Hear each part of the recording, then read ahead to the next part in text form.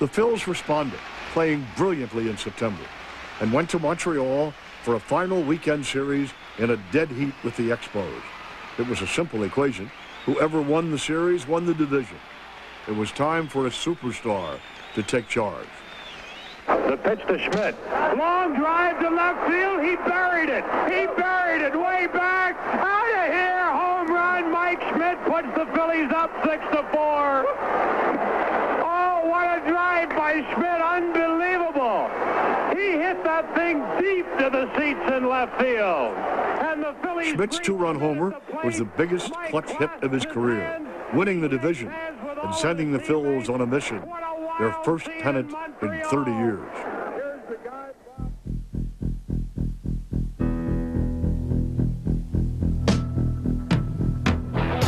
If an entire city could suffer agita for 2 weeks, it happened in October 1980 as the Phillies and the Houston Astros battled for National League supremacy. They played 5 times, and the first game was the only one to be decided in 9 innings.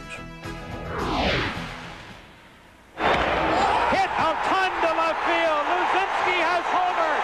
Phillies lead the ball game 2-1. Greg Luzinski's two-run homer was the highlight of a 3-1 Phillies victory in Game 1. So far, so good. Little dribbler to Boa. He comes home. It's going to be late. It's safe all around. Houston got a badly needed win at the Vet with 4 runs in the 10th inning of Game 2.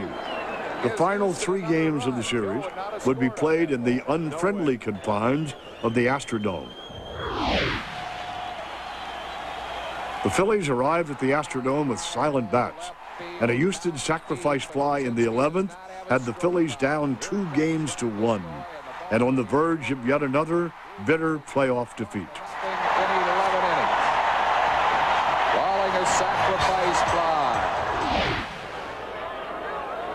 The next day, with the Phillies' backs to the wall, the series turned truly bizarre in the 4th inning. Broken bat, one hopper to the pitcher. He throws to first. Out at first base is Gary Maddox. Now Houston arguing that they might. Wait a minute. What's Harvey ruling? Wait a minute. A triple play? No way. They're ruling a triple play. After much screaming and pleading from the Phillies, umpire Doug Harvey changed his mind, and the double play that became a triple play became a double play again. In the 8th, 6 outs from elimination, the Phils fought back and took a 3-2 lead. But when the Astros tied it in the 9th, it was extra innings again. Prime time for Pete Rose. A 1-0 pitch. Driven to left field, hard hit ball down into the corner. That ball one hops against the fence. Here comes Pete Rose digging around third. He's going to keep right on going. Here's the play at the plate. He scores! He knocked Bochy over. I was going to score on that. I don't give a damn. They could have had a roadblock there, and I'd have broke the law. I'd have went right through the roadblock because I had to score that run. I mean, that'd give us a lift because when I scored that run, guys started to say, well, maybe things are going to go our way. The Phils went on to win 5-3. They had gotten off the canvas and would live to fight again in Game 5. No sooner had the Phils gotten up than the Astros knocked them back down again, taking a 5-2 lead in the 7th inning of Game 5. With 6 outs left in their season, the Phillies had to face Nolan Ryan. Incredibly, in the 8th, the Phils staggered back up when pinch hitter Greg Gross bunted to load the bases. And when Rose forced in a run with a walk, the great Nolan Ryan was out of there.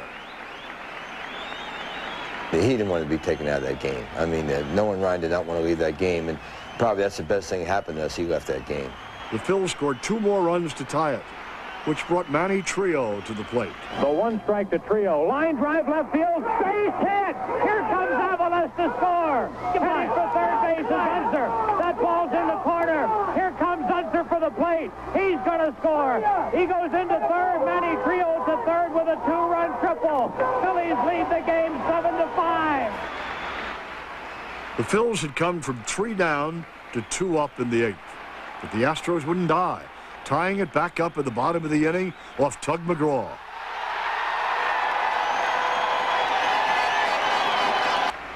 When the ninth went scoreless, extra innings loomed again for the fourth game in a row.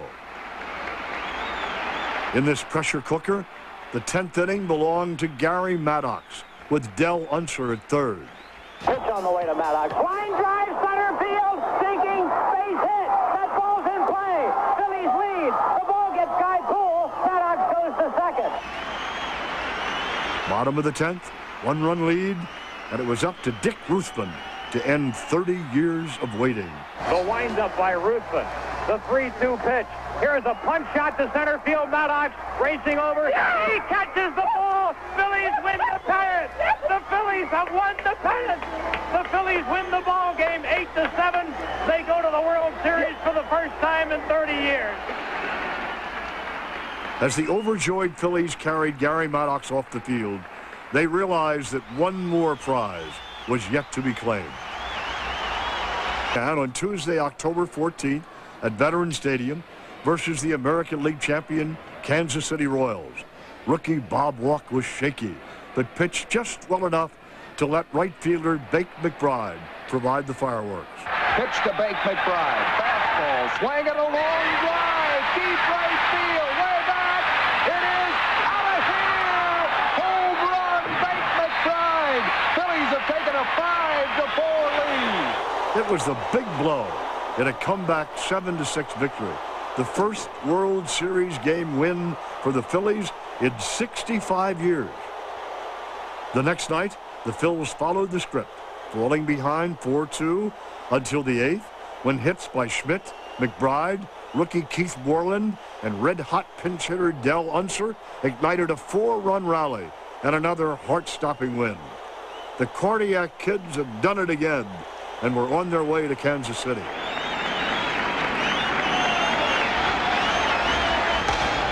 Fresh out of miracles in Game 3, the Phils lost 4-3.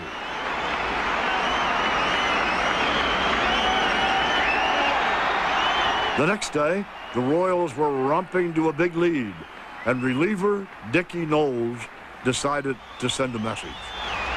The 0-2 pitch to Brett. Look out, George Brett has to hit the dirt on a high inside fastball, and Brett goes down in a hurry at home plate. Here comes Jim Fry, Kansas City manager, out of the dugout, and he is hot. He talks first to Don Denkinger, and now is looking out at Dickie Knowles. Pete Rose coming in from first base, now trying to get between Fry and Dickie Knowles. You know, Dickie, he don't give a damn about anything, especially when he's playing a game of baseball. I don't even think Dickie knew he was in a World Series. I mean, he looked at me like, are you crazy? What's this guy yelling at? I said, Dickie, he thinks you were throwing at him. He says, I was. It was a purpose pitch, and it worked. Brett and the Royals won Game 4, but it would be the high point of their series. Sunday, October 19th, Game 5. The series was now tied, and the Phils did not want to come home trailing 3-2. With one on in the fourth, Mike Schmidt took charge. Fastball, swing, and a high towering drive to deep right center. This ball is out of here. Home run, Mike Schmidt, and the Phillies lead it 2-0. The teams clawed at each other until the Phillies broke through with 2 runs in the 9th and entrusted a 1-run lead to their ace closer. With 2 on and 1 out, it was cardiac time again.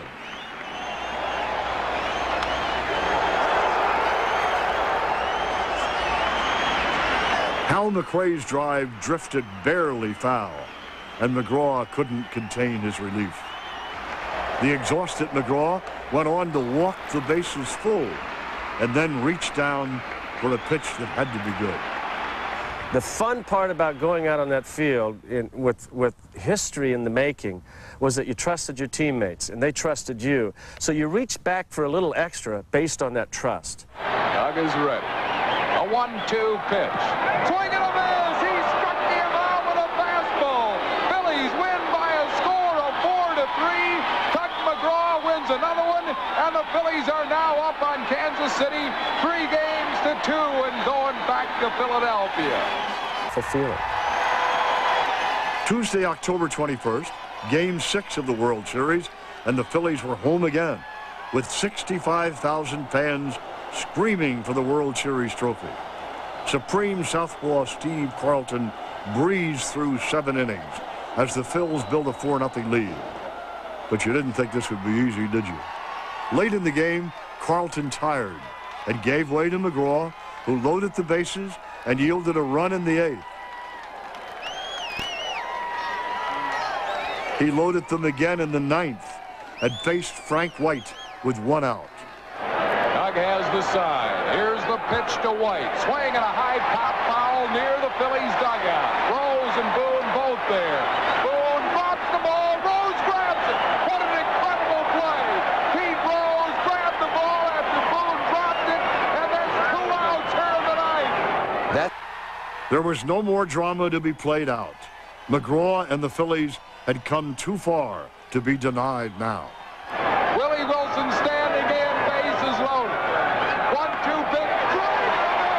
Yes, he struck in now. Yes, they did. The Phillies are the world champions of baseball. It was just